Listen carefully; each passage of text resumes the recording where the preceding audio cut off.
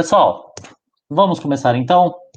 Queria agradecer a presença de todos, ainda mais essa situação especial que a gente teve que migrar de sala no meio do evento. Quem trabalha com tecnologia sabe que esses bugs de vez em quando acontecem, fogem completamente da nossa mão. Peço desculpas a todo mundo pelo probleminha. A Renan tá fazendo as compras no iFood enquanto espera. Tá ótimo, a gente já vai começar, Renan, agora, tá? O pessoal, queria primeiro apresentar vocês a Isabel, depois eu vou fazer uma apresentação mais longa, tá, Isabel? Sobre você. Meu nome é Nuno, eu trabalho aqui na Mentorama, eu sou responsável por admissões aqui da empresa. E vamos seguir, pessoal. Eu queria falar um pouco com vocês, eu vou ser bem mais rápido do que eu estava planejando ser. Todo mundo, confere se vocês estão ouvindo direitinho, tá todo mundo escutando bem, não quero mais problemas técnicos. Tudo ok, maravilha. Pega um caderninho, pega uma caneta, anotem. E, pessoal, até para a gente tentar ser o mais rápido possível, porque a gente já passou 15 minutos do tempo. Isabel, vamos deixar as perguntas todas para o final, que aí a gente, se precisar, deixa um bloco maior. Não é tão interativo, mas facilita um pouco para a gente, tá bom? Pessoal, a gente Combinado. vai deixar as perguntas para o final. Então, quem tiver pergunta, pessoal, deixa anotadinho, no final vocês podem fazer, que a gente vai fazer todo o esforço para responder o máximo possível, tá bom? Pessoal, falando rapidamente sobre a Mentorama é uma escola de cursos online na área de design, games, marketing, área de programação. A gente tem o nosso curso de UX aqui até, tá? Nós vamos completar um ano de existência logo logo. Eu não estou lembrando o dia, alguém me lembra aqui no chat, por favor. O que é bem legal. A gente já tem mais de 33 cursos. Na verdade, esse slide está desatualizado. A gente tem 4 direções de estudo hoje: game, design, programações e marketing, que a gente acabou de lançar. Mais de 3 mil alunos, um formato de treinamento super exclusivo, tá? Então, logo, logo, vocês vão receber um link para poder se inscrever, tá bom? E ali vocês podem tirar algumas outras dúvidas sobre a Mentorama com um dos nossos consultores, tá bom, pessoal? Eu gosto sempre de começar falando sobre a Mentorama, indicando quais são os nossos parceiros-chave, os principais parceiros que a gente tem, amigões que a gente fica brincando. Parceria desde a gente, profissionais dessas empresas darem aula para a gente, ou serem nossos mentores, ou estarem sempre próximos e fazer os projetos. A gente tem a PicPay, a Netflix. Quem tem um pouquinho mais de 25 anos, não é meu caso, que eu sou um jovem de 12, tá? Vai lembrar da Nickelodeon, tá bom? Então, Light Farm Studio, Hoplon, na própria Embraer, tá bom? Só para dar uma noção mais ou menos que a gente não é um bando de maluco aqui, ou falando maluquices com vocês. Não que não tenha um pouquinho de maluquice no que a gente faz, né, Isabel? Como eu falei, pessoal, Bem, meu nome é Nuno. Sempre tem que ter uma maluquice, né, Isabel? Pessoal, meu nome é Nuno, já me apresentei, e agora eu vou passar para nossa convidada de honra, que esperou tanto tempo para falar com a gente, a Isabel. Isabel, querida, tá contigo, pode seguir, tá? É só compartilhar a tela e agora eu vou ficar caladinho e deixar você. boa. Deixa eu compartilhar aqui.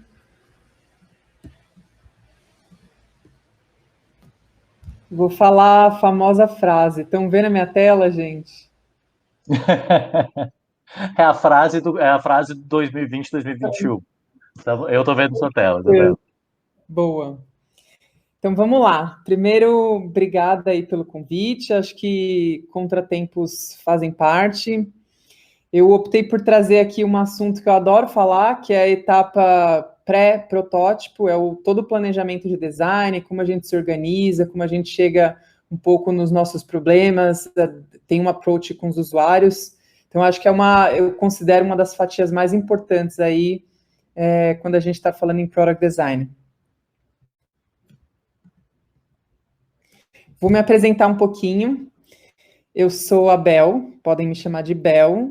Eu sou hoje head de design lá no iFood, há uns 3 anos eu estou lá. Faço parte de um time maravilhoso, que eu gosto muito de trabalhar. Sou mãe do Shiva, que é esse cachorrinho que vocês estão vendo aí dormindo em cima de mim. Ele está até longe, porque senão ele não me deixa aqui falar em paz. A louca das plantas, tem uma aqui do lado. E adoro decoração, adoro. Paredes todas coloridas aqui em casa. Vou contar bem breve aqui a minha trajetória em 4 pontos aí que eu considero super importantes para mim. Acho que eu comecei em 2007 e como a maioria aí das pessoas que hoje trabalha com UX e Product Design, acabei começando com propaganda também, então eu era diretora de arte online. Passei um período aí por várias agências, algumas agências foram super importantes para minha jornada, a agência Clique, a Liu Lara, a IDTBWA. E aí, eu acho que eu passei por um período aí de questionamento, né? Eu acho que chega um momento que você entende que o trabalho de propaganda, ele tem uma visão um pouco mais subjetiva do design, eu diria, né? Você não tem esse universo de dados, essa entrega do produto realmente, como hoje a gente vê com os produtos digitais. E aí eu acabei saindo desse meio. 2013 foi a minha última passagem na DM9, foi quando eu parti para a Austrália e comecei a trabalhar com produto lá. Então aí eu passei por um período trabalhando com produtos B2B, né? Eu passei um ano e meio lá na Austrália, foi um período super legal para mim. E aí eu acho que foi esse chamado de trabalhar produtos B2C, me pegou bastante. Até antes do iFood, eu trabalhei com outro produto também, aqui em São Paulo, 1 ano e 7 meses. E aí cheguei no iFood em 2018 e estou até hoje. E aí, quando a gente fala um pouco em eficiência de design, né, de uma forma geral, eu acho que a gente sempre tem uma visão do protótipo, né? Quando a gente fala em product design, né? A gente sempre tem aquelas telas lindas do Dribbble, a gente tem essa visão de essas micro interações, essa interface super rica. Existe um longo caminho e vários tópicos que a gente perpassa aí até a gente chegar numa solução mesmo, de fato prática, né? E aí, eu acho que essa jornada é a jornada mais importante na construção do perfil de Product Design, né? Até a gente chegar numa solução de fato, existe um caminho aí que é quem são os nossos usuários, né? Quais são os problemas que eles têm, qual é a percepção que a gente, o conhecimento que a gente tem deles, quais são as nossas limitações técnicas de produto, de negócios, de empresa, né? De uma forma geral, o que a gente sabe que naquele momento a gente está atrelado e a gente precisa caminhar naquela trilha. A gente tem um ponto de vista de negócios, né? Onde que a gente caminha, a empresa está seguindo para onde, como que o mercado está se comportando. A gente tem também os players, né? Que eu estou chamando aqui de mercado, né? Como que outros players do segmento que a gente atua operam, né? Qual a usabilidade que eles estão implementando aí no dia a dia, que eles estão ensinando para os usuários, né? A gente tem, por mais que a gente tenha interações distintas e atuações distintas, no final das contas, usabilidade é uma só. Então, uma vez que o usuário ele tem familiaridade, ele também aprende para outros produtos e outros serviços, né? Tem também o lance do histórico, né? Quais aprendizados que a gente teve dentro daquela empresa, quais os dados que a gente já sabe que mostraram para a gente caminhos bons, caminhos ruins. Os próprios dados, que são super importantes na tomada de decisões, né? Tanto dados que a gente está falando de eventos dentro do produto, mas não só isso, dados que a gente consome também, quantitativos, dos nossos usuários, surveys, todas as informações aí que vão dar direcionamentos para a gente, dados do próprio mercado, sobre possíveis caminhos aí de sucesso.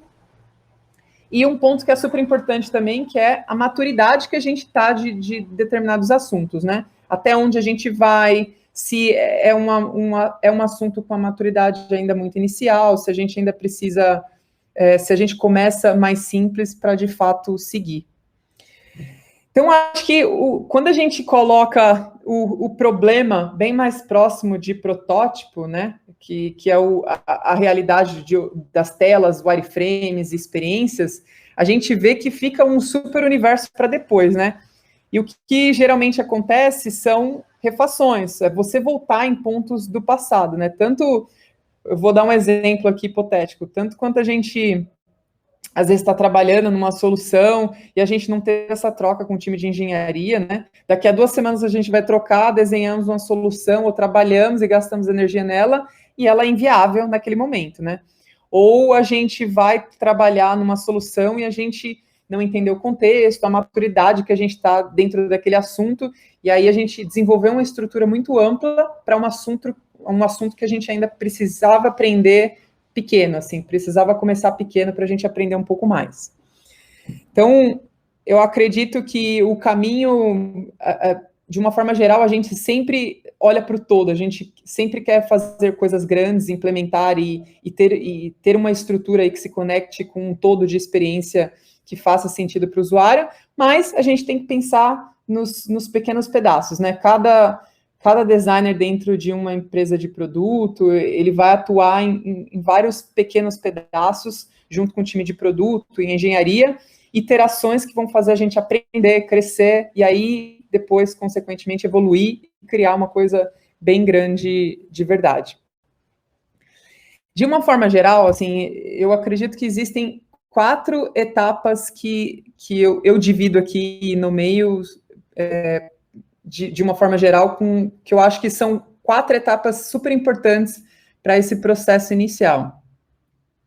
A primeira delas eu chamo de contexto, que é como que a gente entende um 360 de um dado assunto, de um problema, né? Como que a gente busca informações de produto, dados. Eu vou falar um pouquinho mais sobre esse tema. O segundo ponto é o mercado, né? E aí, quando eu falo mercado, eu estou falando mercado muito os players do segmento que você atua, mas não só eles, né? O que está acontecendo lá fora? Quais são as interações?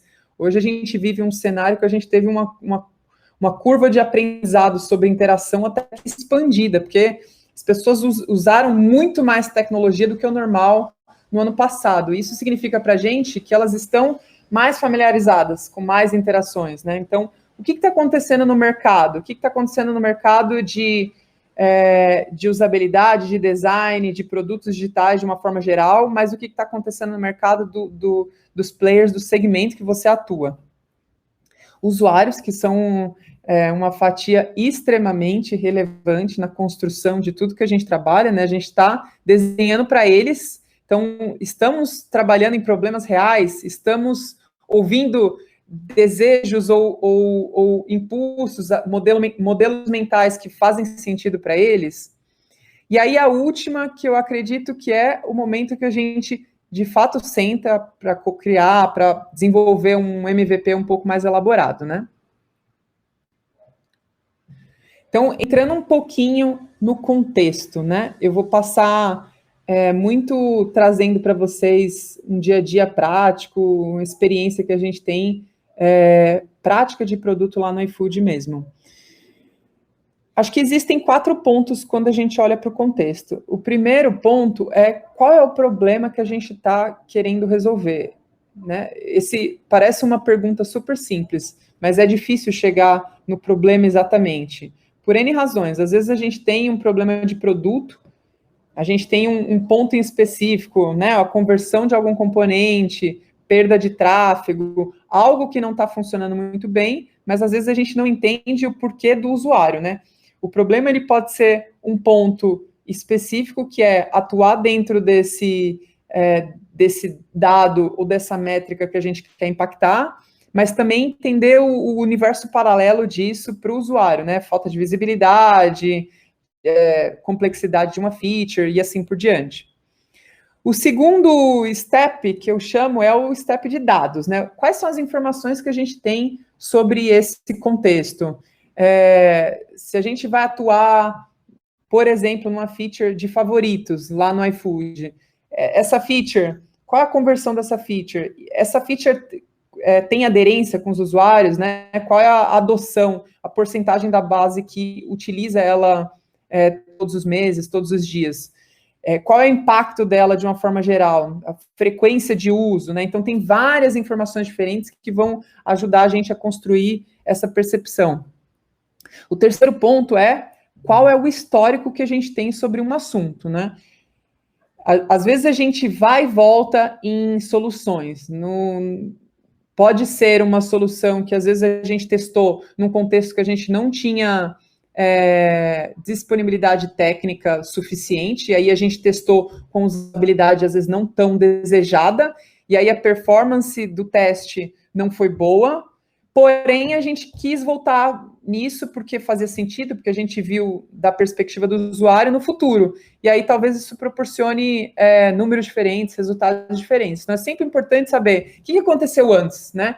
Existe alguma coisa aqui que se conecte com o cenário que a gente está trabalhando, que dê informações para a gente? E a quarta coisa é, qual que é a visão desse espaço que você está atuando? Às vezes pode ser uma mini visão. Por exemplo, como que a empresa, até o exemplo que eu dei, né? Como que a empresa enxerga favoritos? Como que a gente vai expandir isso? Isso tem potencial, né?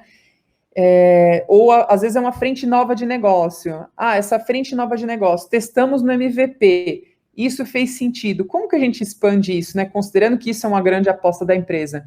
Então, é importante a gente ter em mente, quando a gente constrói o contexto, 4 coisas. Isso aqui é o primeiro passo, é a troca com o produto, é a troca com a engenharia, né? Para saber também um pouco das limitações, é entender, é a troca, às vezes, até com pessoas de negócios também, dentro da empresa, é entender, dentro do problema que você vai trabalhar, quais são as informações que você tem para construir esse cenário e conseguir trabalhar melhor, né?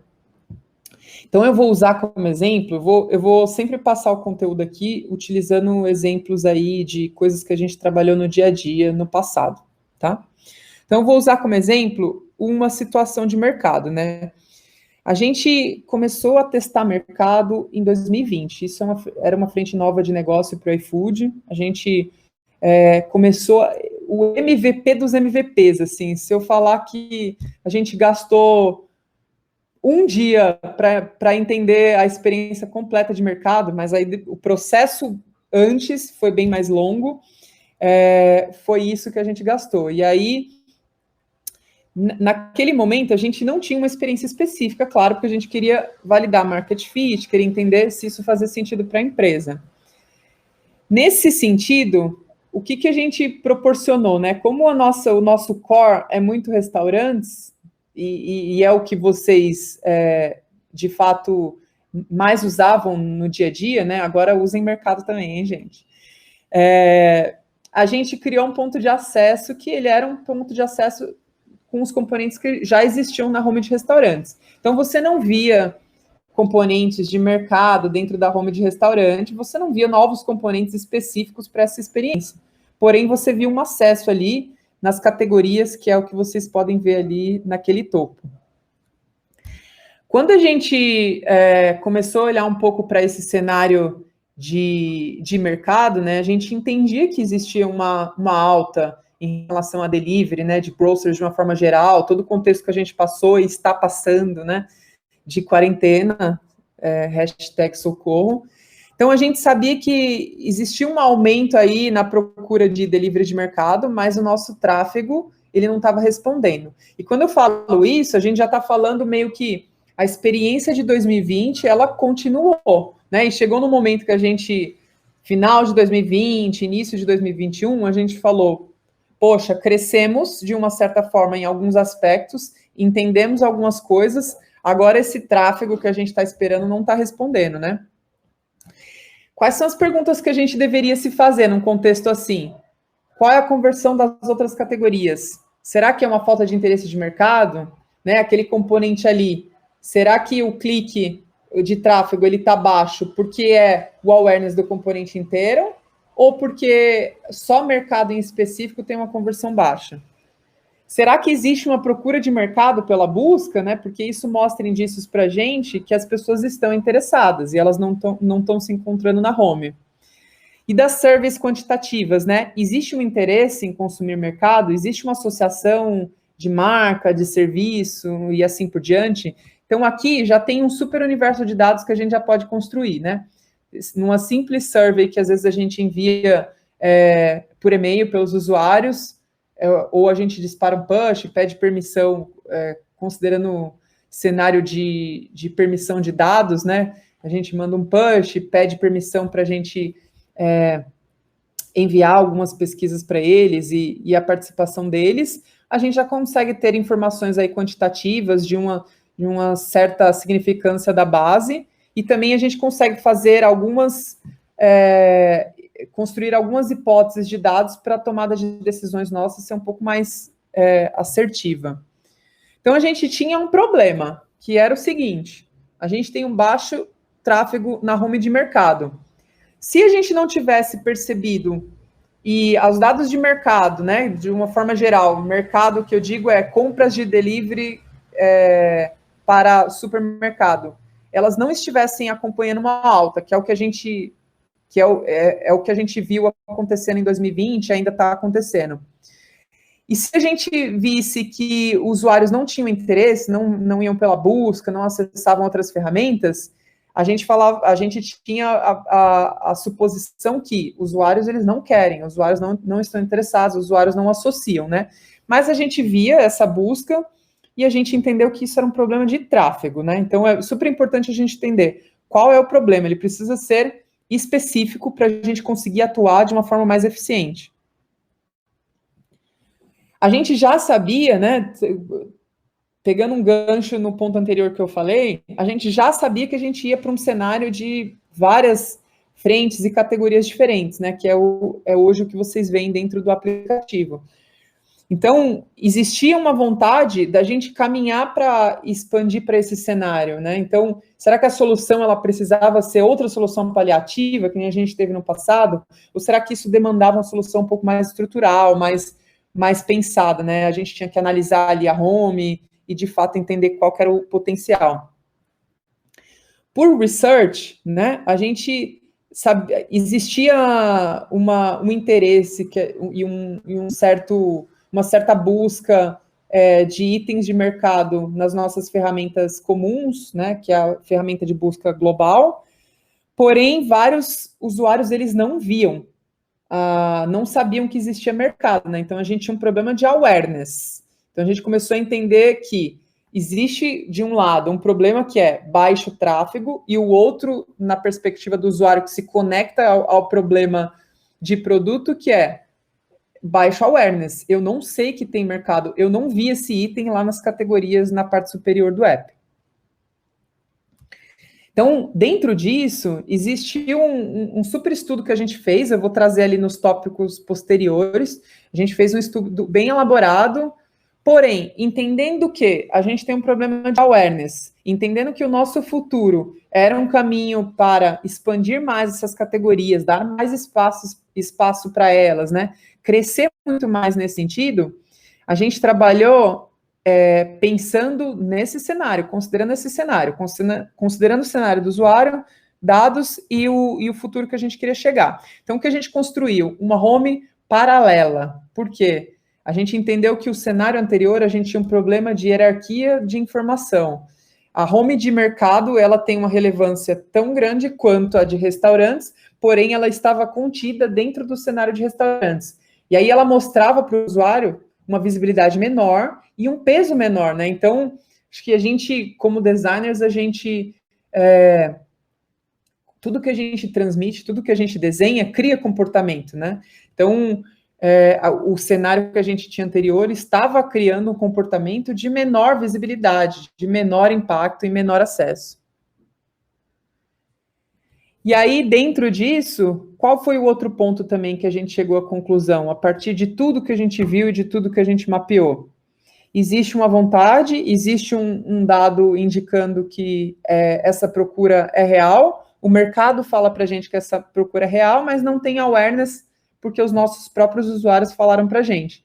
Então, a gente colocou essa ferramenta, mas além dessa ferramenta, a gente fez um onboard. Então, a gente educou eles, entendendo que isso é uma ferramenta nova, né?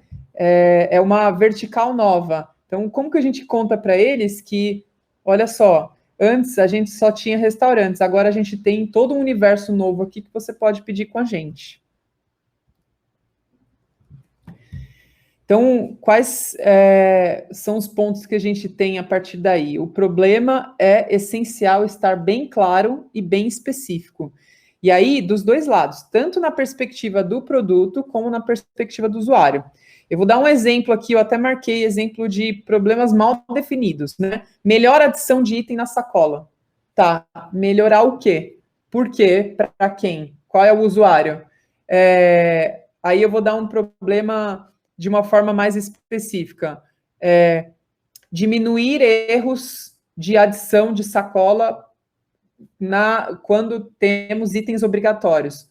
Ou só o fato da gente diminuir erros de sacola, a gente já consegue, de adição de sacola, a gente já consegue ser mais específico. E aí a gente consegue traçar uma estratégia e entender quais são esses erros, né? Como eles se conectam com a visão do usuário. Acho que o segundo ponto é criar a maior associação possível de dados que a gente conseguir na tomada de decisões, né? Então, o que você consegue pegar? Você consegue utilizar a EPN? Você consegue fazer uma survey quantitativa? Você consegue ter acesso ao Hotjar, a dados para eventos de produto, né? Nos produtos que você trabalha no dia a dia? Você consegue entender um pouco dados de mercado, né? Que mostrem um pouco comportamento, hábitos de consumo, né, do público brasileiro. Tudo isso vai compor a sua visão sobre como seguir, como compreender melhor, como associar isso com as coisas que a gente vê com os usuários falando no nosso dia a dia de entrevistas. E aí, eu acho que o terceiro ponto é você olhar para o todo para você tratar o problema, né? Mesmo que seja uma coisa simples, às vezes uma coisa simples, para a gente plugar certo e não plugar e ter que desplugar daqui a 3 meses, 4 meses, sei lá, em curto prazo a gente ter que refazer, a gente precisa olhar para o todo. A gente está seguindo um caminho que a gente acredita. Essa solução, ela é enabler no futuro para desbloquear outras frentes, outras categorias. Então, é super importante a gente ter visão dessa trilha, da onde a gente quer chegar, porque a gente vai colocando o tijolinho do meio, né? Então, esse olhar do todo vai ajudar vocês no dia a dia para vocês tanto plugarem certo, mas também entenderem se naquele momento a gente vai com a solução super simples, que é para um problema imediato, testar algo, aprender um pouco mais, ou algo um pouco mais estrutural, que desbloqueie e dê muito mais suporte para frente que a gente está querendo resolver.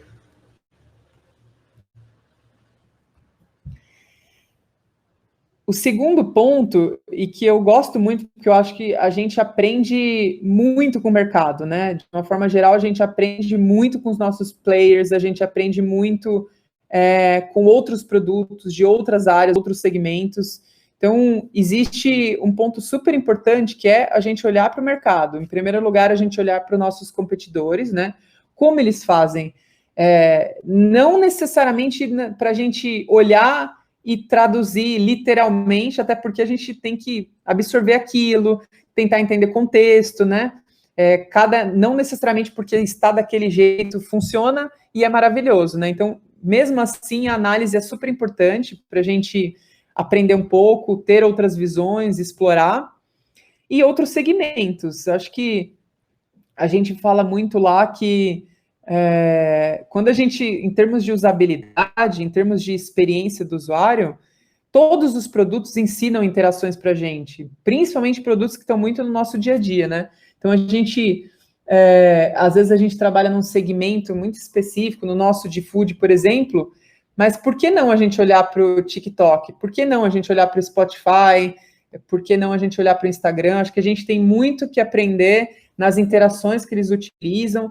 Essas interações tiveram uma curva de aprendizado que outros produtos abriram aí portas, né, e educaram usuários para devidas interações.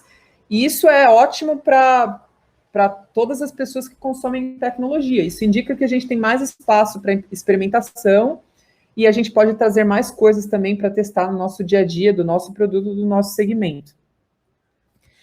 Então, vamos lá. Naquele cenário anterior, né, contando um pouquinho como que vocês podem fazer isso no dia a dia, como que isso pode ser útil aí quando vocês estiverem na jornada de vocês.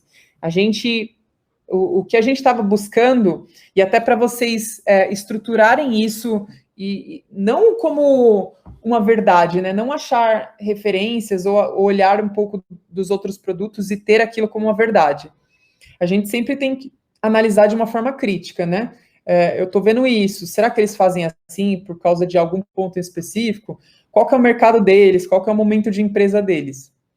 No nosso caso, a gente estava olhando muito para produtos que trabalhavam muito de categorias, né? Principalmente no cenário de food. E aí a gente olhou muito. Então a gente olhou players que tinham pré-tela, né? Quais são os pontos negativos e positivos que a gente entende da experiência, né? O usuário vai, depois o usuário volta, né? Mas qual é o lado bom, né? Será que não traz uma awareness melhor? A gente olhar essas possibilidades como um todo. A gente olha similares, né? Como que pessoas fazem recortes semelhantes, recortam de uma forma semelhante a como a gente está recortando hoje, né? Então, a gente vê produtos aí que às vezes eles têm uma estrutura semelhante, de uma forma geral, a gente encontra várias semelhanças, mas aí, olhando numa ótica externa, a gente já aprende mais coisas. Como é multicategorias em um cenário com excesso de informação, como quando a gente vai para olhar para apps chineses, né? E que eles têm um cenário também um pouco próximo de food, de outras categorias, né? Mas não só isso, né? Acho que lá tem várias referências para a gente olhar, entender. Óbvio que culturalmente é super distinto, né? Então a gente precisa se contextualizar um pouco sobre qual é a cultura do lugar que a gente está inserido, qual é a cultura do outro produto também, onde ele está inserido, mas dão indícios e oportunidades para a gente entender outras formas, outros olhares, né? E ver como que a gente pode aprender com esses recortes. E a gente olhou também pessoas que utilizavam esses recortes na Tab Bar, né? Por que será que elas utilizavam? Será que era um momento específico dessa empresa, desse contexto de negócio, né? Será que era uma necessidade? Ou será que isso é de fato uma experiência positiva e a gente entendia como uma usabilidade boa? E aí, como eu falo, né? Eu acho que a gente tem muito que aprender com os produtos que estão na cabeça das pessoas todos os dias, né? A gente vê como exemplo aqui, quando a gente fala muito em homes duplas e gestual, às vezes a gente acha que essa realidade está muito distinta, né, do nosso dia a dia de produto, não necessariamente. Todos os dias, todas as pessoas, a base de usuários de TikTok, de Instagram e de outros produtos só cresce, né? Então a gente sabe que é intuitivo, existe uma boa usabilidade envolvida. E ao mesmo tempo, tem oportunidades que a gente encontra e semelhanças para o que a gente está trabalhando no dia a dia. Então, no caso aqui do TikTok, né, que ele tem telas paralelas, né, no caso do Snapchat, que a gente consegue ver essa navegação lateral, um pouco mais complexa, talvez, e no próprio Instagram, que ele tem o Movie do lado esquerdo, do lado direito, e gera cenários diferentes a partir daí. Então, se vocês lembrarem, lá na solução do tópico anterior, ela foi construída muito com o olhar do gestual. Então, a gente criou homes paralelas e criou homes que elas não precisassem de uma interação num ponto específico do usuário. Então, em qualquer camada que o usuário estava, ele poderia transitar. Então, quase que foi um super apanhado. Isso foi um apanhado tanto de tudo que a gente olhou para dentro da gente, do que a gente gostaria, do como a gente quer seguir no futuro, a visibilidade que a gente busca, o que a gente acredita mesmo como a hierarquia dessas duas homes de forma paralela. E do outro lado, o que a gente encontrou de interessante, que a gente poderia absorver em apps que tenha uma linguagem mais interativa de design emocional, né, que facilitam aí a navegação e a usabilidade como um todo. Então, o ponto principal é explorem. Acho que se a gente já sai, até depois da etapa número 1, se a gente já sai e a gente coloca a cabeça para desenhar, a gente ainda não explorou olhares, né? E ainda tem vários outros olhares que a gente pode explorar para criar. Mas é muito bom a gente explorar e o máximo possível, né? Acho que o explorar é ter vários olhares para a mesma coisa. Né? Então, a gente acaba aprendendo e absorvendo novas possibilidades. É como a gente está treinando o olhar. Então, quando você treina o olhar, quando você olha demais diferentes coisas, você está treinando o seu olhar de design. E aí, um momento, você vai ver uma usabilidade que ela se excede um pouco do que você encontrou de referência, né? Isso acontece a partir toda essa esse mood board aí mental que você vai criar ao longo da sua carreira.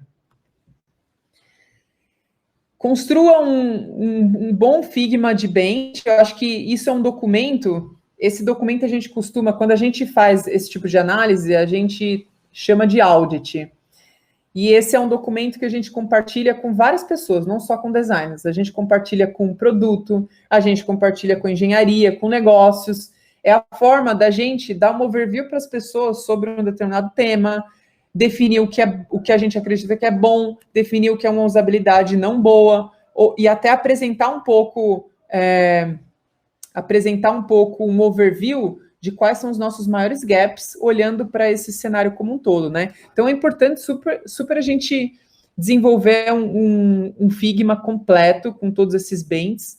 É um documento que você vai consultar com uma certa frequência, é um documento que a gente vai compartilhar com outras pessoas, né? Se time técnico às vezes quer dar uma olhada, ou a gente vai fazer alguma dinâmica e quer dar um mínimo de contexto. Então, é super importante a gente ter isso, e é como eu falei, assim, acho que a gente tem que cada vez olhar isso de uma forma positiva, é a gente construir no nosso imaginário de usabilidade, né? Quanto mais a gente olhar formas de fazer, mais a gente vai, em algum momento, disruptar e fazer algo de um jeito diferente. E aí, quando você fizer essa análise, é importante você descrever, né? Você realmente analisar essa usabilidade e definir faróis. Então, eu vou dar um exemplo. Em um dado momento, a gente construiu um audit para esse mesmo exemplo que eu citei, que é o cenário de mercado. Para fazer isso, a gente percorreu por todas as etapas. Em algum momento, a gente até percorreu por algumas a mais. A gente fala com stakeholders, a gente faz quase que um discovery interno e externo, para a gente construir essa documentação, entender a visão completa, né? O que os usuários esperam e o que a empresa espera disso. E aí, eu acho que esse documento é um documento que traz um pouco todas as possibilidades de estratégia de design, porque uma vez que a gente analisa de uma forma geral, ou em momentos que a gente precisa, de fato, fazer uma análise um pouco mais detalhada, né? Às vezes a gente vai fazer a jornada como um todo, às vezes a gente vai fazer de um pedaço da jornada, seja um onboarding, seja a parte que o usuário, o pagamento, a etapa de waiting do usuário. Então, isso vai dar uma percepção muito mais ampla para você sobre gaps, mas o melhor ainda, sobre oportunidades de como a gente pode fazer e de como a gente pode se posicionar de uma forma estratégica no design, muito melhor.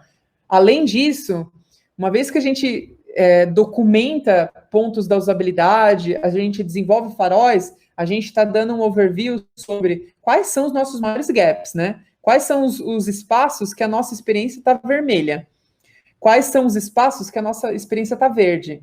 Isso ajuda o time de produto e o time de engenharia a priorizar melhor, a construir e a gente puxar pautas que entreguem mais valor, que a gente consiga evoluir melhor, considerando etapas que estão em débito aí para a gente. Então, é um documento super importante, acho que, como designers, isso ajuda a gente a ser mais estratégico, a encontrar oportunidades e até sair um pouco da linha, né? A gente, uma vez que a gente analisa, a gente vai um pouco além, então a gente consegue ter ideias e explorar um pouco mais do que é esperado para aquele momento. Quais são os pontos que eu acredito, assim, que são aprendizados nesse tópico? É buscar o maior número de players e analisar cada etapa referente à jornada que você quer fazer um bench. É o que eu falei, isso constrói o nosso imaginário de usabilidade. Interagir com ela constrói, mas olhar para ela também ajuda muito. Então, baixe apps, que não dá para baixar tanto, né? Porque espaço de memória é pouco do device. Mas baixe, nem que seja deleta, baixa de novo. É super importante a gente consumir usabilidade. Às vezes o tema do produto vai ser um tema super distante para você não se conecte, mas é super relevante a gente consumir usabilidade e abrir a cabeça para o dia a dia. Eu acho que o segundo ponto é fundamental, assim, tentem analisar os critérios das escolhas. Por quê? Porque não é porque está daquele jeito no produto que está maravilhoso. No produto do vizinho, a grama é sempre mais verde, né? Às vezes não. Então, a gente tem que ter um critério, tentar entender ali e ser bem analítico. Acho que vocês devem passar isso no dia a dia, né? Quantas vezes a gente não recebe um print e fala, olha que referência linda, olha, por que a gente não faz assim? Então, existe o nosso papel, a gente não faz layout, né? O nosso papel é product design. Então, no product design tem toda análise, a gente tem todo um processo aí para entender se aquilo faz sentido, será que aquele caminho é realmente relevante? Será que existe, por mais que seja bonitinho ou pareça uma usabilidade boa, será que aquilo está complicando a vida do usuário, está entregando valor ou algo do tipo? Então é super importante a gente ser crítico, olhar referências, se afastar delas e depois ver o que realmente faz sentido, o que a gente pode absorver e assim por diante. E aí, por último. Isabel, pode terminar, desculpa. Desculpa, último ponto.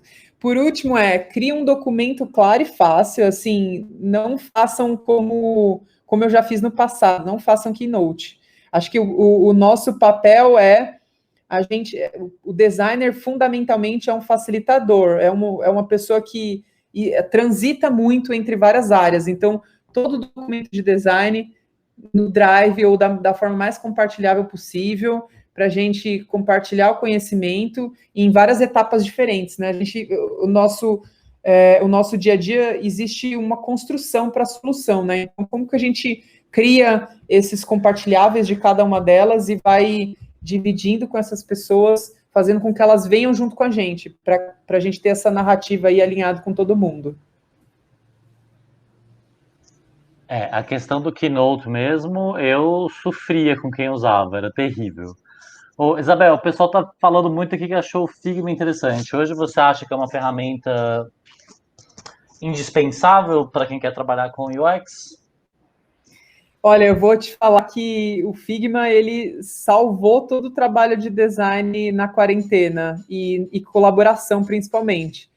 O diferencial do Figma, gente, é uma ferramenta de design excelente, como o Sketch e várias outras, mas eu acho que o melhor diferencial é a gente permitir o trabalho colaborativo, permitir que numa mesma tela todo mundo acesse, a gente não tem esse problema aí de versionamento. Então, esse foi um fator fundamental para a gente ter virado para o Figma, né? No passado a gente usava Sketch e com certeza entrega muito valor aí nesse período que a gente está vivendo. Maravilha. Pessoal, queria só avisar para vocês que a gente acabou de deixar ativo o modo Q&A. Então, quem tiver alguma pergunta, agora vai ficar mais fácil.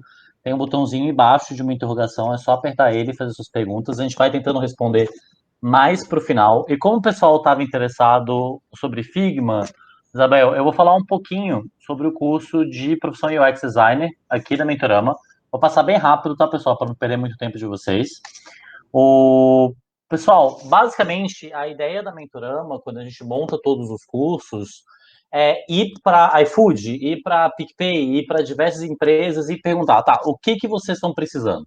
O que está faltando? Quais são as skills, habilidades que está faltando para vocês hoje e desenvolver cursos que entreguem essas habilidades para os alunos, tá? Então, quando a gente depois vai passar, até a Isabel vai dar uma olhadinha para ver se está faltando alguma coisa, Isabel. A gente sempre tenta pegar uma ideia de você conseguir ser um profissional bem-sucedido. Para isso, você precisa de ferramentas. E a principal ferramenta disso é conhecimento, e isso a gente entrega aqui na Mentorama. Seja com as aulas, seja com a participação dos mentores e com o nosso centro de carreira. Tá bom, pessoal? Vou falar um pouquinho dos nossos mentores. Dentro do curso de profissão UX, a gente tem a Carla Debona, o Luiz, a Larissa, a gente tem também o Rafael, o Lucas, o Eduardo, o Vinícius. A gente realmente pega pessoas que são do mercado, que trabalham na área, não é gente que é verdinha ou totalmente acadêmica, para poder ajudar os alunos do curso a tirar dúvidas, a entender melhor, a se posicionar na hora, talvez, de uma entrevista, dar uma olhada no portfólio, dar uma olhada no currículo, tá? Para que a gente realmente consiga transformar vocês em profissionais hábeis a ir trabalhar com a Isabel lá na iFood ou em qualquer outra empresa. Tá bom?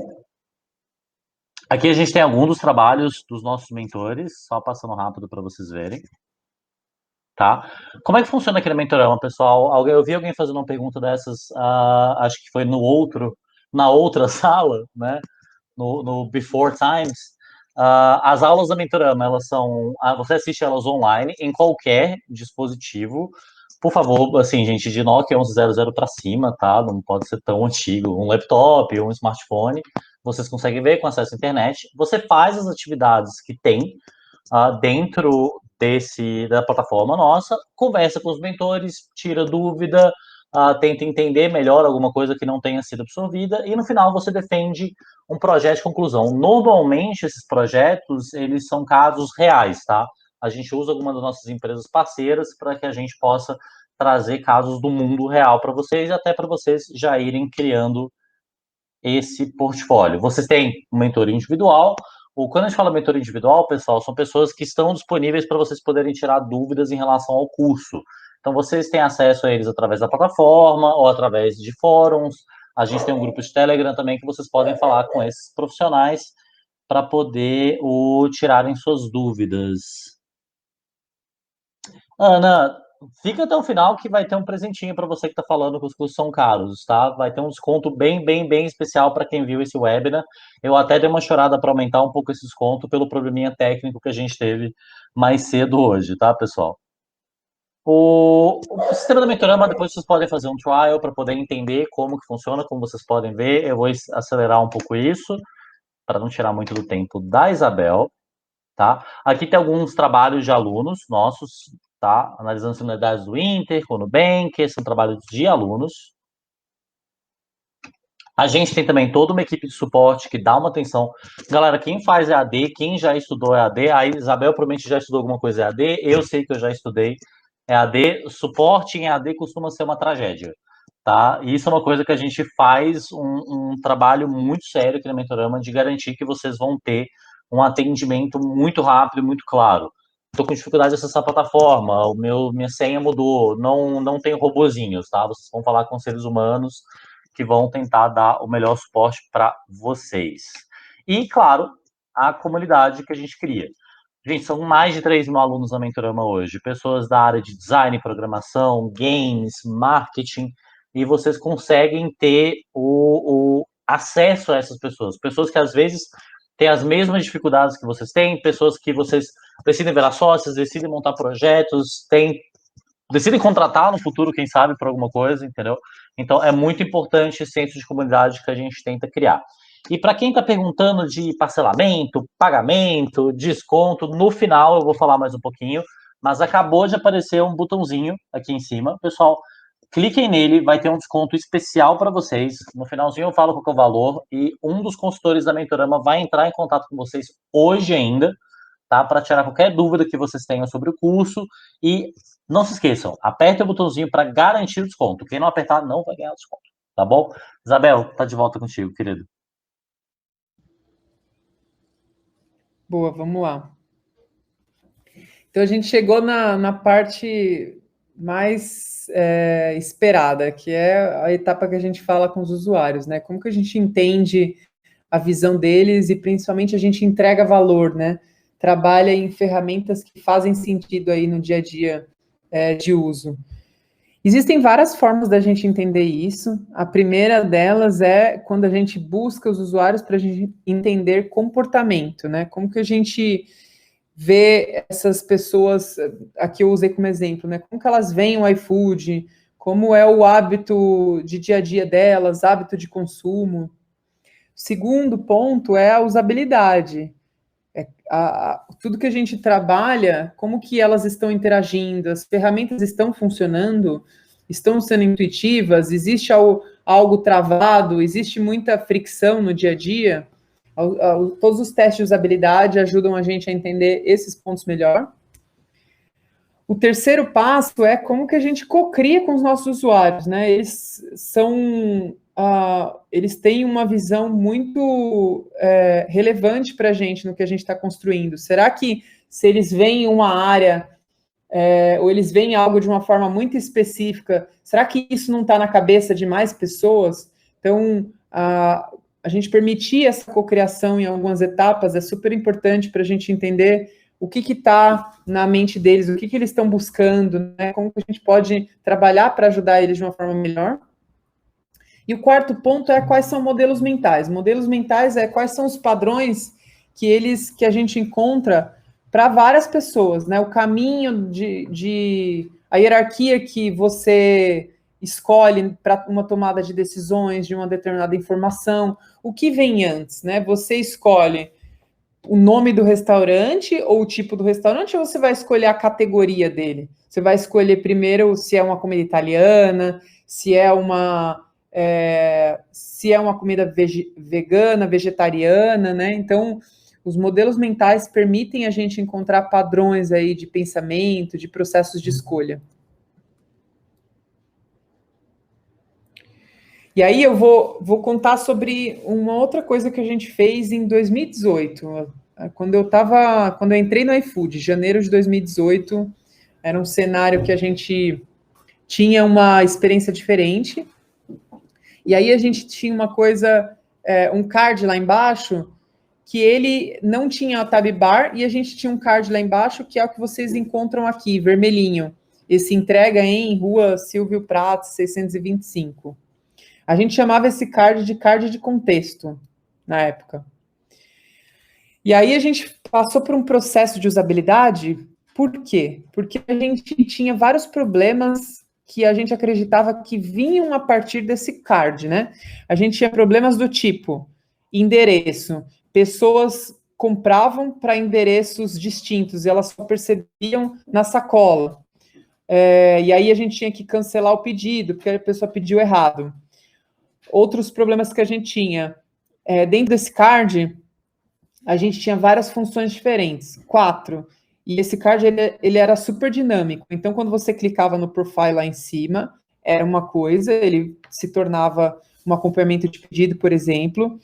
Quando você, em um dado momento, ele tinha um espaço para agendamento de pedido, então você poderia escolher se era para agora ou se era para daqui a pouco. Tinha um endereço e ele era sacola ainda, ou seja, quando você adicionava um item, ele virava sacola, né? Então, a gente tinha problemas de visibilidade da sacola, disparos para view checkout, por exemplo. A gente tinha esse de agendamento e a gente precisava mapear o que estava rolando. Será que era essa usabilidade? Será que era essa interação em específico? Então, o que a gente fez? A gente chamou vários usuários, a gente pegou uma base, a gente escolheu aí por vários usuários distintos, sejam usuários com uma determinada faixa etária, né, porque muda a interação, vamos dizer que a gente tem um grupo de pessoas, sei lá, de 40 a 60 anos, aí a gente vai ter um grupo de pessoas mais novas, de 18 anos até 30 anos, e aí a gente também fez uma quebra por região, né? As regiões podem interagir de formas diferentes e hábitos diferentes. Então, como que a gente entende interação de Sudeste ou São Paulo em específico, que vai ter mais concentração de estabelecimentos, e como a gente entende locais que têm uma concentração um pouco menor de estabelecimentos. A gente fez um recorte bem amplo e a gente fez teste, na época, físico com essas pessoas. Então, a gente chamava elas, conversava com elas e pedia para elas fazerem várias tarefas relacionadas ao problema. Como que a gente se posicionava? Não falávamos se elas tinham dificuldade para fazer alguma coisa, a gente esperava elas concluírem a tarefa e a gente gravava a tela, então a gente podia tanto gravar a tela quanto gravar a pessoa, se a pessoa permitisse, claro, né, para entender reações, entender se ela passou um tempo ali, qual é a área que ela olha mais, qual é a área que ela olha menos, para a gente mapear o que de fato estava ocasionando esse impacto em vários dados diferentes aí dentro da nossa Discovery. E aí o que a gente concluiu, né? Que essa interação era uma interação complicada. A curva de aprendizado para o usuário, por mais que fosse uma interação esteticamente bonita e que para a gente, em um dado momento, fez sentido, mas era uma interação complicada. O usuário ele não entendia o card de contexto na primeira vez que ele interagia. O problema para o usuário um pouco mais novo era maior, para o usuário antigo era menor, o usuário que já fazia mais pedidos, mas mesmo assim a gente via erros persistirem para usuários antigos, do tipo, quantas vezes a gente não foi fazer o teste e a gente não viu pessoas interagindo e contando para a gente que ela já tinha pedido em localizações diferentes, ou que elas não sabiam do agendamento, ou até que elas usavam uma outra forma para acessar o acompanhamento de pedido. Então, existia um acúmulo de funções que aumentava o esforço cognitivo do usuário e prejudicava o usuário que tinha acabado de entrar na nossa plataforma a aprender de uma forma rápida, a ser intuitivo, a ele ter acesso e clareza onde ele achava essas 4 informações que essa ferramenta agrupava. Além disso, tinha um problema de quebra de expectativa, porque, de uma forma geral, você vê o endereço, ele era a informação que gerava o recorte. Então, o usuário, ele sempre, intuitivamente, ele esperava essa informação em cima.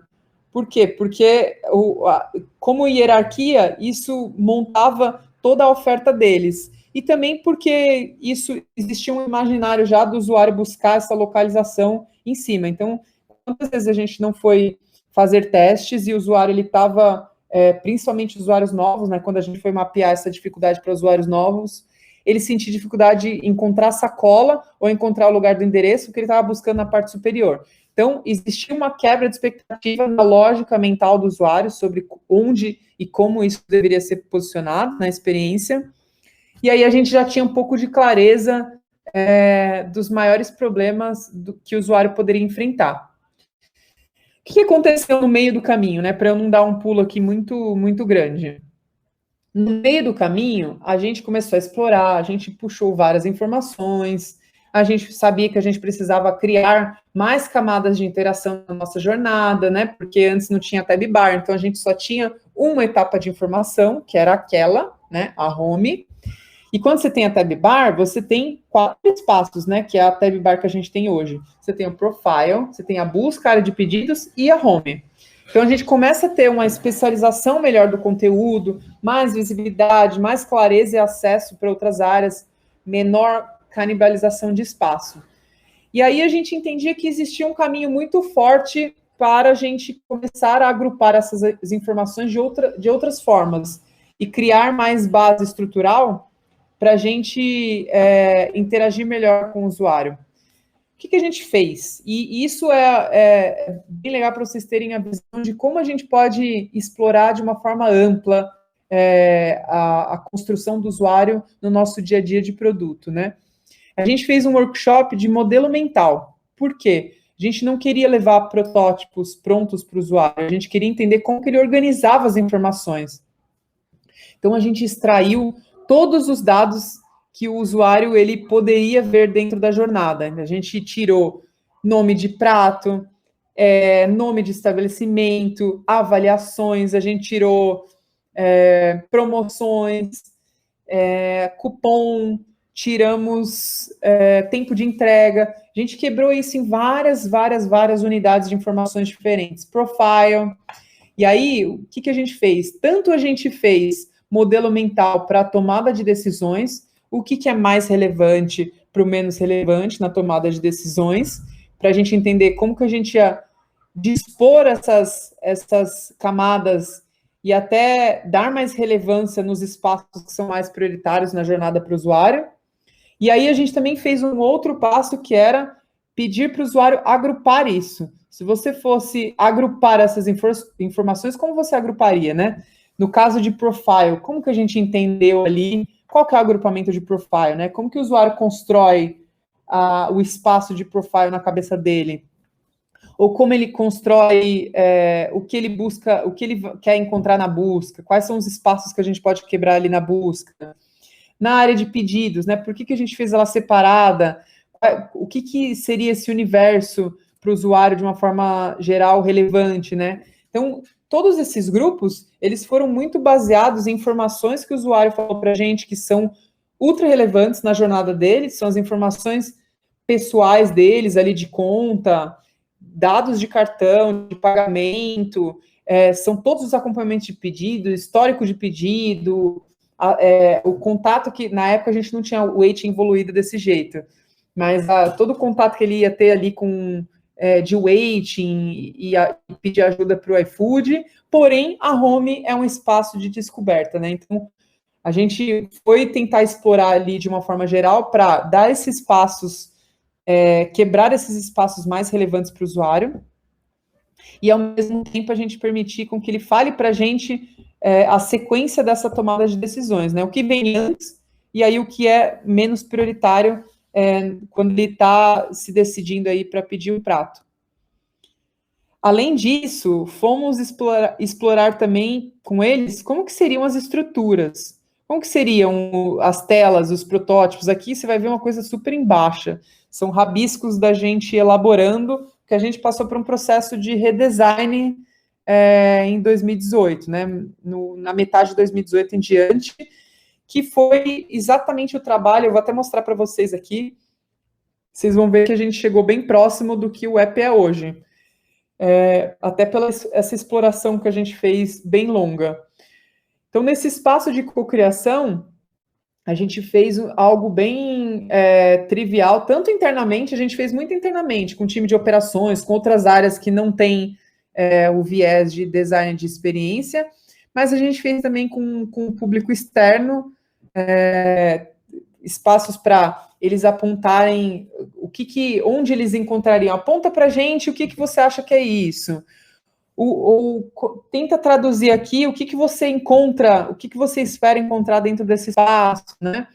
Onde você acha que seria um acesso para promoções, ou qual é o tipo de informação que você sente falta dentro dessa jornada, para a gente ter essa visão do todo e conseguir construir algo, principalmente em termos de redesign e uma reestruturação da app, que foi o que a gente passou em 2018, ser o mais próximo possível do que os usuários estão pensando, estão imaginando.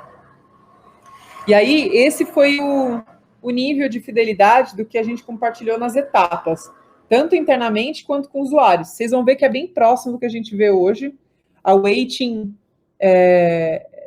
tinha uns cards lá, que não tem o mapa, mas o card ele é bem semelhante do que a gente vê, a área de pedidos, todos os espaços aí já imaginados dentro desse cenário, com muita criação com o usuário, com a exploração com os dados que a gente tinha, e aí todo esse cenário amplo que a gente tem para entender de formas diferentes, né, que, como eu falei lá dos 4 princípios, ou as 4 dimensões que a gente pode entender dos usuários, que o conceito mental que ele tem de algo, né, aliás, o modelo mental que ele tem de algo, o teste de usabilidade e assim por diante. Então, essas 4 dimensões, a gente pode explorar muito e fazer muita coisa para ter bastante informação.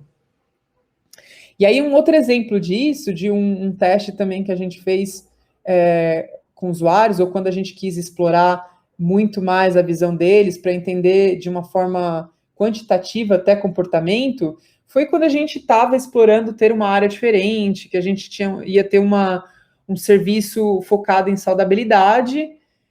Aí eu trouxe fatias aqui, né, para vocês entenderem que pesquisa também pode criar dados quantitativos e é super relevante na tomada de decisões, que é uma ferramenta que a gente consegue atingir aí o usuário mais rápido, a gente consegue ter um volume de respostas maior, e isso ajuda a gente quando a gente ainda não tem certeza do approach qualitativo, quando a gente precisa de mais informações para a gente ir para uma entrevista, por exemplo, né? Quando a gente quer entender comportamentos um pouco mais amplos. Então, a gente perguntou para eles, vocês têm alguma restrição alimentar? Restrição alimentar é importante para vocês, né? Tem espaços que a gente não dá suporte, a gente gostaria de dar suporte, no momento a gente dá suporte, mas naquela época a gente gostaria de dar suporte e a gente queria entender com eles se isso era relevante, né? Dentro do cenário de Brasil, a gente entende que existe um crescimento sobre busca por alimentos veganos, alimentos naturais, orgânicos, né? Sem lactose, vegetarianos e assim por diante. Mas isso se reflete para os nossos usuários? Isso é relevante para eles? Será que o nosso público se preocupa com isso? As surveys, de uma forma geral, ajudam a gente a construir esse mindset. E aí eu coloquei um exemplo aqui. Na época, a gente mandou essa pergunta, né? Se quem seguia uma dieta nos últimos 6 meses, e aí a gente consegue ter informações tanto um pouco gerais, que é quem de fato segue, quanto um pouco mais específicas, que é uma quebra dessas, né? Que é 36% seguem uma dieta, e desses 36, 46 se consultam com a nutricionista.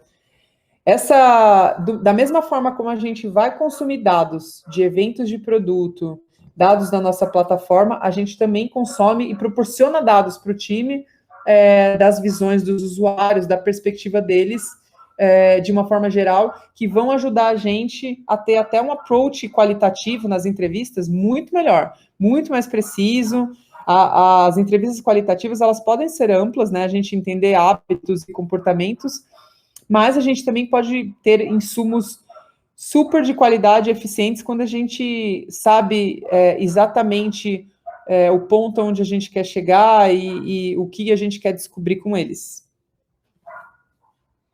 Então, passando um pouquinho, né, por que de cada um deles. Acho que o de comportamento a gente usa muito para entender dia a dia de consumo, a rotina dessas pessoas, quem são essas pessoas, como que usando o contexto do iFood, né? Qual é o contexto que o iFood se encaixa no dia a dia deles? É à noite? É durante o dia? Essas pessoas, no momento que elas pedem o iFood, elas estão super ocupadas? Elas estão fazendo várias tarefas ao mesmo tempo? Qual é o valor que elas entendem? Então, o comportamento ele é um pouco mais amplo e está vinculado a gente entender mais o dia a dia delas, o comportamento delas, a rotina.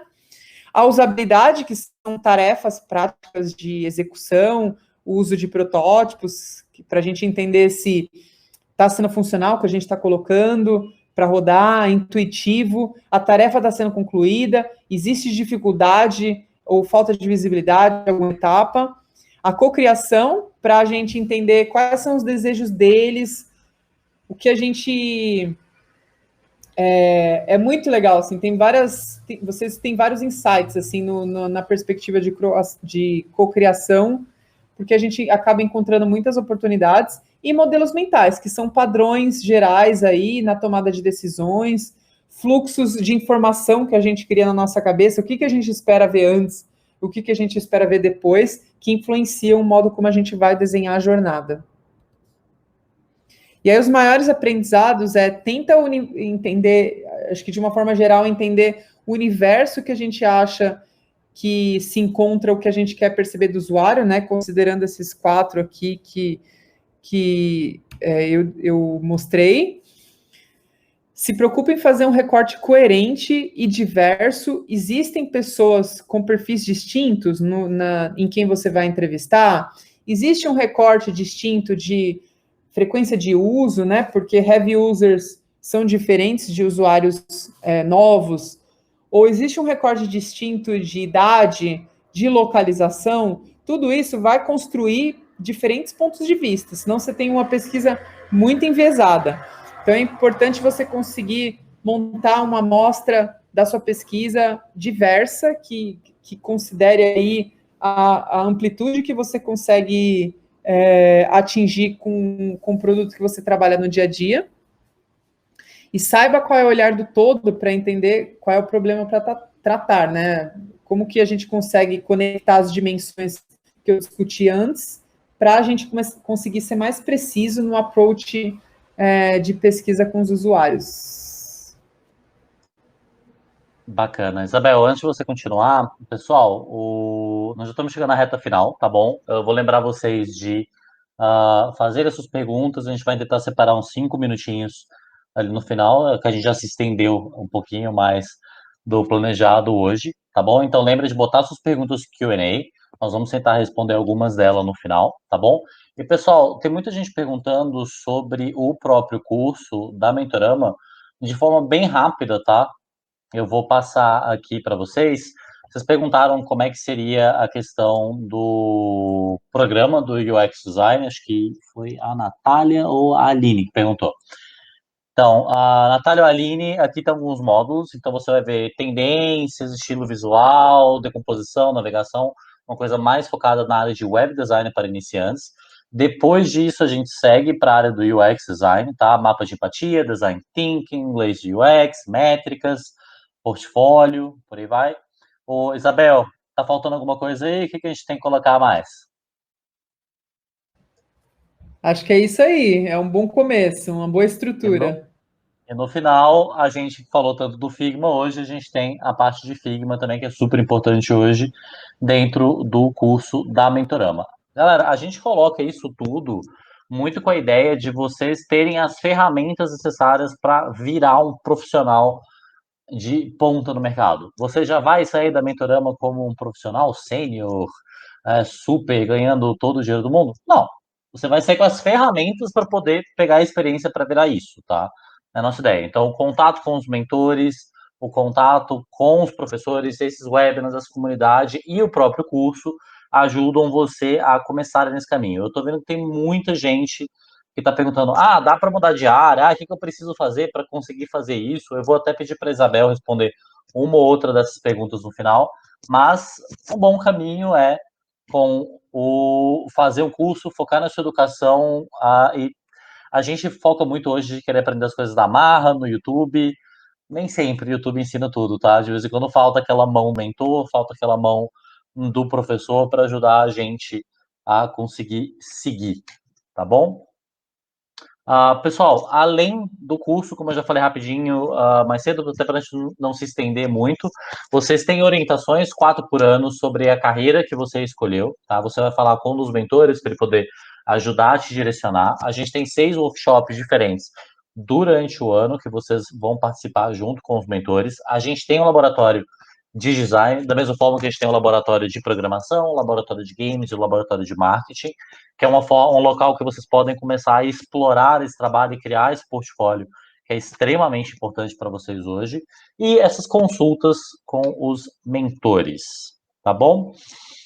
Se eu passar, só para a gente não perder, e lembra, pessoal, ali em cima, não perca a chance, tem uma galera falando, ai, tá caro, ai, não dou conta de pagar, dá sim, usem meu nome, tá, pessoal, eu sou responsável pela área toda, se alguém falar, não vou te dar desconto, pede falar com o Nuno, que eu resolvo com vocês. Eu vou passar de volta para Isabel, só para esse restinho final nosso, para a gente ser rapidinho, e depois a gente vai para o Q&A, tá bom? Isabel, querida, tá contigo, obrigado.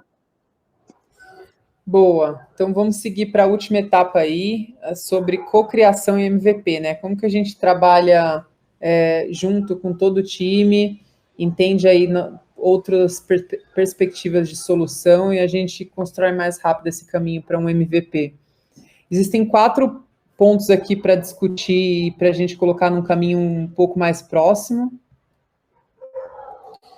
E aí eu trouxe um exemplo também prático para a gente, muito no cenário a gente foi desenvolver uma nova área também, agora estamos desenvolvendo, inclusive, trabalhando, e a gente precisava, como uma nova área, é muito importante colocar todo mundo a bordo, mas não só isso, entender qual que é a visão do time que está atuando, como que a gente consegue elaborar um pouco melhor com outras pessoas, outras áreas, principalmente engenharia, produto, dados, para a gente ter uma visão muito mais completa e conseguir chegar um pouco mais rápido, né, no que a gente acredita.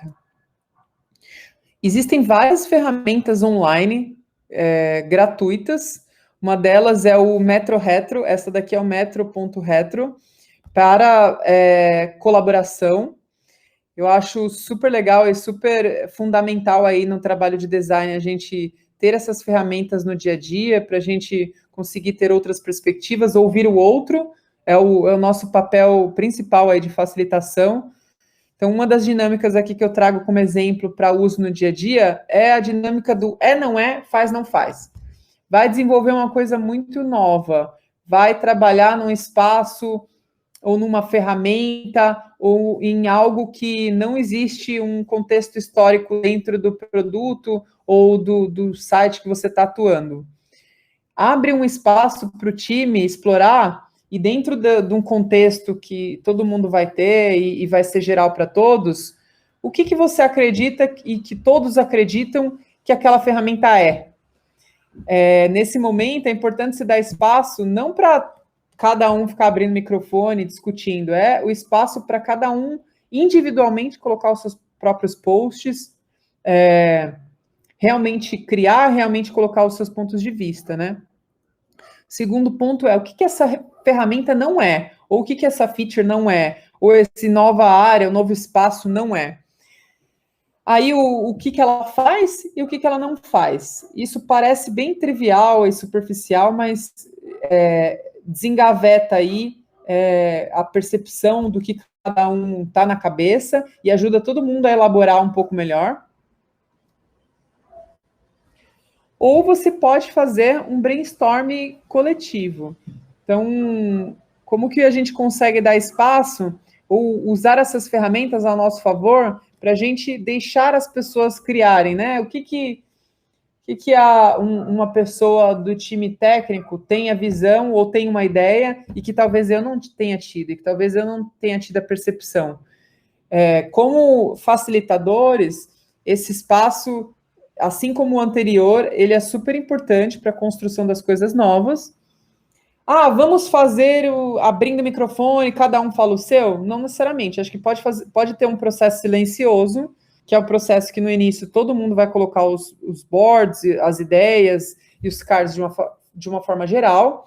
Esses cards, eles podem estar classificados da forma como vocês imaginarem melhor e que entreguem mais valor. Depois alguém pode agrupar e caso vocês vejam necessidade, vocês vão passando ou pedindo a explicação de pontos que não tenham ficado claros. Essa é uma dinâmica super simples e que ela ajuda a gente a alinhar a visão de todo mundo para um caminho comum, ou até encontrar oportunidades ou inconsistências até da visão de como a gente está querendo seguir. Tem outra ferramenta aqui que eu acho super preciosa, que é o Crazy Eights. Essa ferramenta, ela permite com que a gente dê o espaço para engenheiros ou dê o espaço para qualquer pessoa que não esteja no ambiente de design, dar ideias e desenhar interações, às vezes até traz muito insight para a gente de modelo mental, né? Porque se várias pessoas estão desenhando interações, se elas desenham interações semelhantes, talvez a gente tenha um modelo mental ali. E aí a gente desengaveta e consegue tirar da cabeça como cada um está pensando cada interação, né? Como cada um pensou de um jeito distinto do outro, quais são coisas aí que a gente pode juntar apanhados, perceber padrões e ter uma qualidade no que a gente está trabalhando. Como que funciona? Bem simples. Você pode fazer, seja para alguma ferramenta online, tem a Canvas, que é uma ferramenta gratuita também, que ela é colaborativa, que ela é de desenho, e você pode plugar as pessoas que você quer trabalhar e desenvolver esse brainstorm coletivo. Você tem 5 minutos para executar 8 tipos de protótipos diferentes, de preferência com a mesma ideia. Por quê? Isso significa que você vai ter pouquíssimo tempo, você vai ter 40 segundos para cada um, e aí você vai realmente tirar da cabeça e das primeiras ideias tudo que realmente vem sem filtro. Então, você consegue ter 8 visões diferentes para uma mesma ideia. Você pode até dar um intervalo e falar assim, não, vamos de novo para a gente desengavetar ou tirar mais coisa. Vocês vão perceber que nem é necessário uma segunda, porque a primeira, por mais que seja super curta, já é bem eficiente para tirar da cachola aí tudo que está na cabeça de todo mundo. Então, trazendo um pouco o último contexto aqui da noite para a gente falou muito de co-criar. Co-criar, ele vai ajudar a gente a entender ideias, caminhos, explorações, como que a gente pode trabalhar a interação, mas até entender como que a gente refina isso e como que a gente trabalha com o mínimo possível, o meio do caminho, que seja com menos gasto de energia e que a gente consiga chegar um pouquinho mais rápido. E aí eu vou usar como exemplo voltar até para o cenário da Tab Bar que a gente falou. Naquela época, em 2018, a gente tinha 12 milhões de pedidos mensais e a gente tinha 9,4 milhões de usuários. Então, a gente tinha muita gente usando o produto todos os meses e a gente precisava fazer uma mudança estrutural que poderia impactar muito a usabilidade deles. Como que a gente testa? Então, esse exercício é muito bom, né? Vocês explorarem o caminho que vocês querem seguir, mas será que não tem como a gente puxar um pouquinho antes aqui, na perspectiva de MVP? O MVP, para quem não sabe, é o Minimum Value Product. É a visão básica que a gente precisa entregar para ter um valor ou para validar algo. Então, esse meio do caminho aqui que a gente encontrou foi: puta, queremos muito chegar no contexto da Tab Bar. Porém, para fazer aquilo é um custo técnico muito alto. E, ao mesmo tempo, a gente não sabe se os nossos usuários em produção realmente vão gostar ou vão achar que faz sentido. Então, como que a gente testa isso? Então, a primeira mudança que a gente fez foi pegar a parte de baixo tinha aquelas 4 coisas que eu falei para vocês. A gente pegou o endereço, subiu ele e o agendamento para a parte de cima. E aí a gente manteve a sacola na parte de baixo. Foi uma mudança técnica complicada? Foi bem menor do que o custo da Tab Bar, bem menor. Era algo que tinha uma usabilidade, uma experiência muito distinta? Não. Por quê? Porque a Tab Bar, o custo dela você vai ter que criar cada uma das áreas e ainda criar uma estrutura de engenharia por debaixo que suportasse essas homes, né, que são 4 áreas diferentes, como uma coisa nova, né, porque a gente não tinha isso antes. Então, esse cenário do meio ajudou o quê? A gente chegar um pouco mais rápido, né, o tempo e o custo para a gente começar a testar com os usuários em produção, né, em loja, e a gente entender e ter dados um pouco mais precisos, chegou muito mais rápido e ela foi muito construída e pode ser construída no dia de vocês a partir das ferramentas de cocriação. Aí a gente consegue entender mais rápido o que todo mundo está enxergando como possibilidade de interação, como que a gente chega lá de um jeito que custe menos para a gente, que a gente explore e entenda com o usuário e entregue valor antes da gente ter o sonho, né? Que é a visão final onde a gente quer chegar. Ponto número 1 disso é: dê espaço para todos colaborarem sempre. A gente só enriquece visões quando a gente tem processos colaborativos no dia a dia. O segundo passo é: entenda o que parece ser super essencial. É isso que vai nortear o seu MVP. O que é extremamente essencial na jornada para você concluir, você validar alguma hipótese. E aí, construa esse MVP lado a lado com o time técnico, né? É importante que a gente tenha a visão deles. É possível? Não é possível? Às vezes, coisas simples parecem super simples para a gente, mas tecnicamente são super complicadas, levam bastante tempo ou demandam uma estrutura bem complexa de engenharia. Então, eles são bastante o nosso par dentro desse processo, junto com o time de produto, para a gente fazer coisas com mais sentido e que cheguem mais rápido onde a gente quer chegar. E aí, eu acho que para finalizar, eu deixo uma frase aqui do Don Norman, que é o nosso mago de UX de uma forma geral, que é: o bom designer, ele é muito mais difícil de ser percebido do que um design ruim, porque ele é invisível. Você interage com ele e você não percebe. O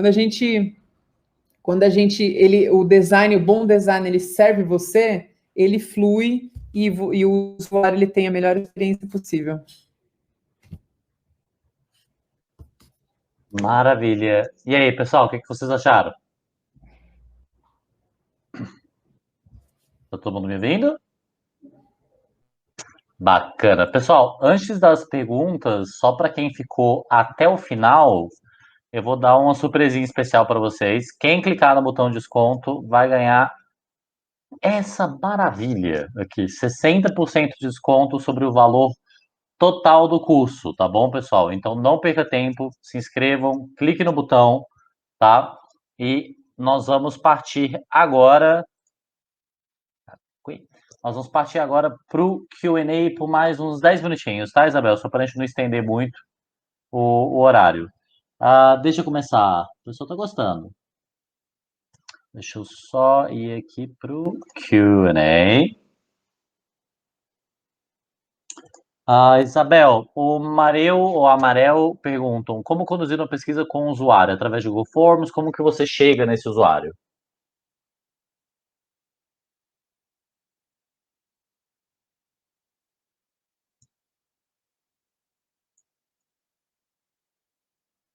Isabel, deixa eu tentar aqui liberar seu microfone rapidinho. Acho que eu consigo liberar aqui.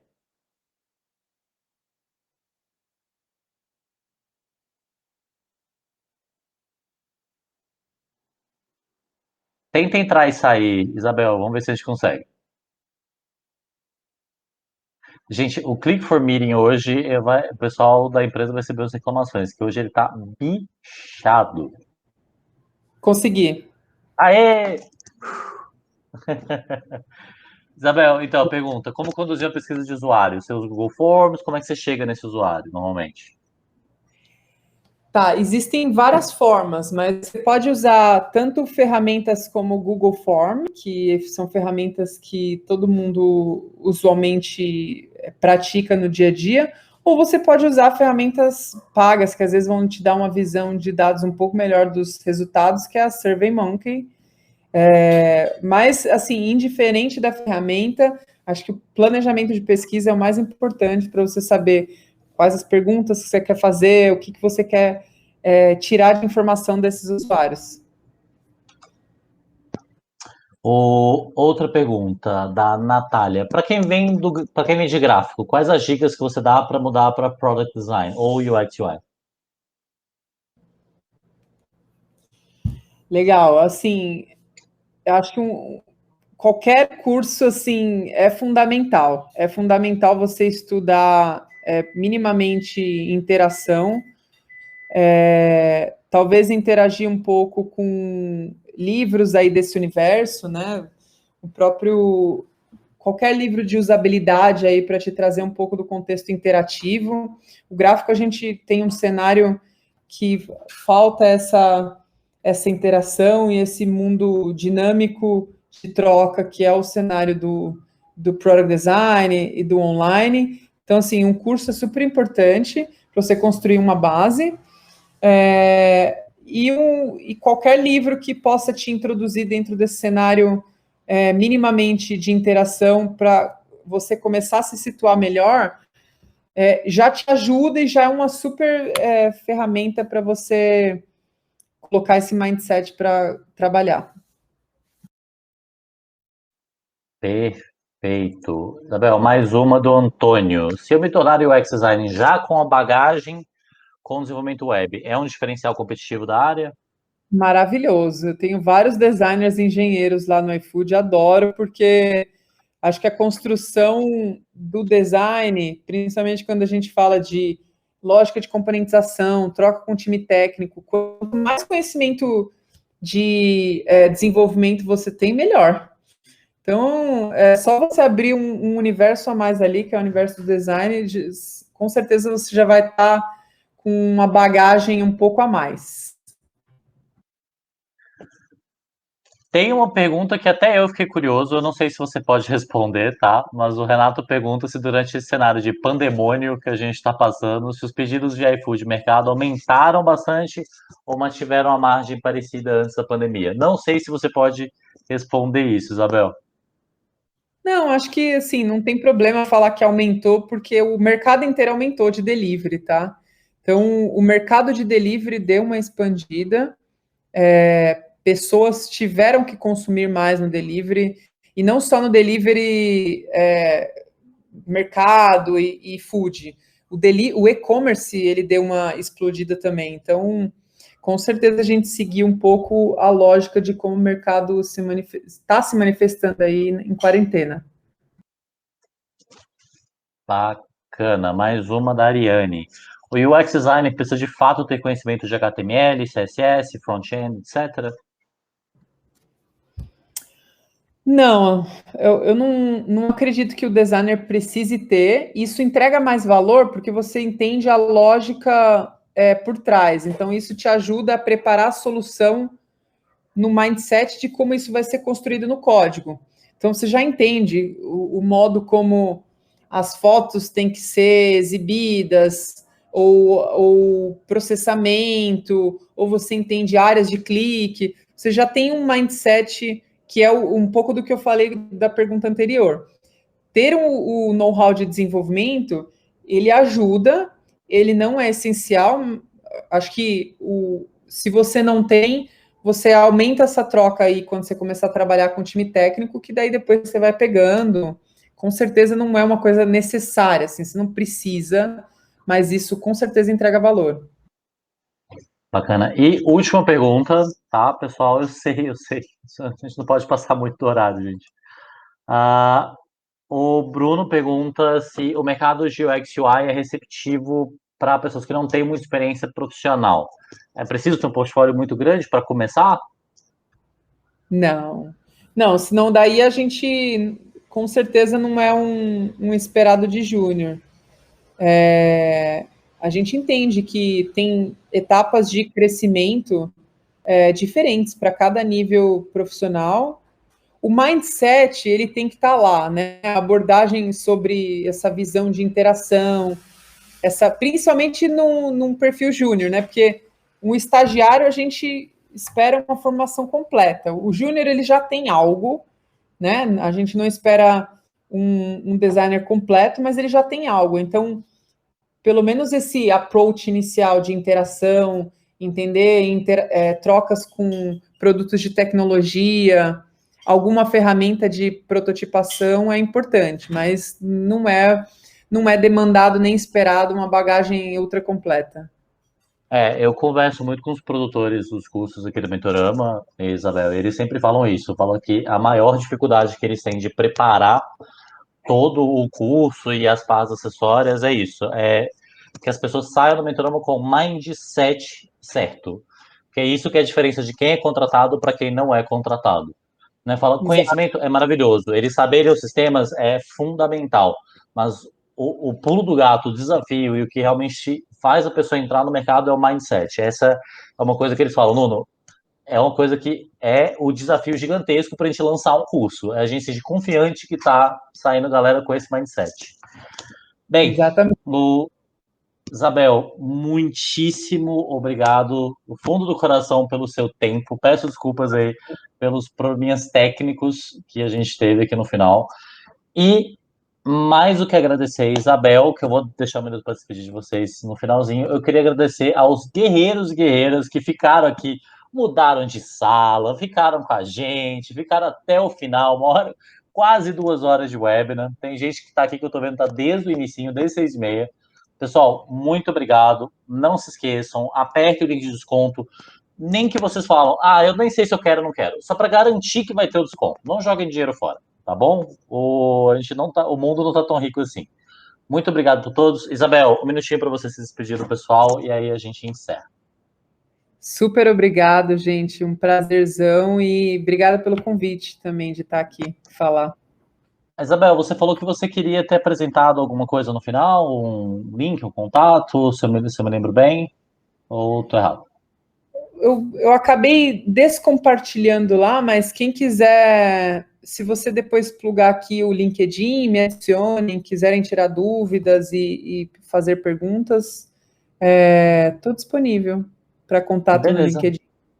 Só procurar a Isabel no LinkedIn, pessoal. Pessoal, um beijo para vocês. Muito obrigado, Isabel. Muito obrigado de novo. E é isso. Sejam bem-vindos ao Mentorama. Tchau, tchau, pessoal. Tchau, tchau. Obrigada.